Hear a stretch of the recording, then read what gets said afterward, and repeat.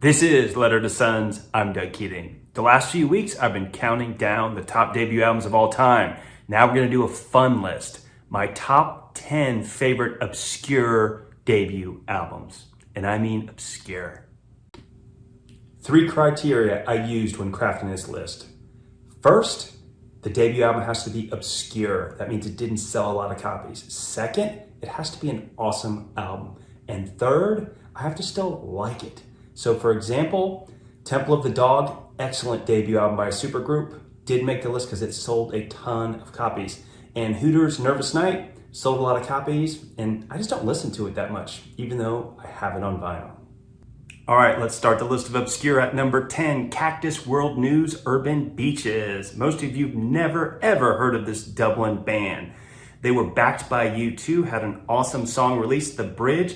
Their debut album is excellent, and then they just disappeared. At number 9, The Godfathers with Birth, School, Work, Death. Talk about a depressing album title. This guitar-heavy band's debut album is excellent. It really rocks. I enjoy it to this day. At number 8, Havana 3 a.m. Some of you are going, what the hell? So the Clash break up afterwards. Some of their members join other bands. The bassist Paul goes and joins this band, and they release what I think is just an awesome debut album. And once again, they disappear afterward. Let's get to an album, or at least a song some of you may have heard of. At number 7, Alphaville, Forever Young. This is a German band. The song Forever Young was somewhat popular. This album was huge in Europe, but didn't really make a dent in the US. It's got some great songs like Jet Set and Sounds Like a Melody. At number 6, Wire Train, In a Chamber. Wire Train was a new wave band from the 80s, and I don't know why they weren't more popular. They released some great albums starting with their debut. It's just some good toe-tapping new wave music. Enjoy.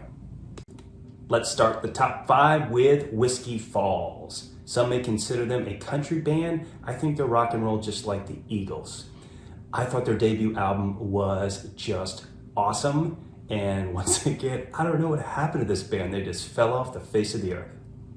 At number 4, one of my favorite bands from the 80s and 90s, the Bodines, Love and Hope and Sex and Dreams.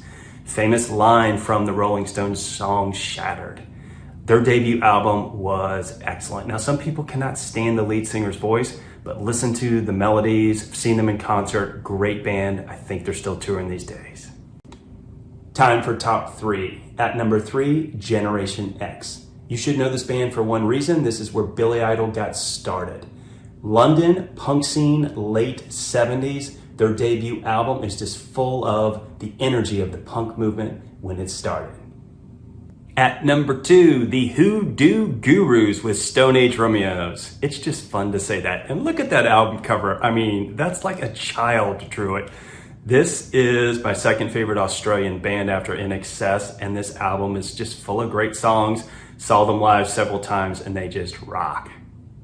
My favorite obscure debut album at number 1, Stiff Little Fingers, Inflammable Material. I'm kind of obsessed with this band. This is Irish punk rock. They're the forerunners to U2. They were located in Belfast and dealt first-hand with the Troubles. Inflammable Material, Alternative Ulster, Barbed Wire Love. I've seen them play this entire album live, and it is just end-to-end angry punk rock music. There you have it, my top 10 list of obscure debut albums that are awesome in my opinion. Feel free to put suggestions and feedback in the comments below. Always happy to listen to what others think is great music.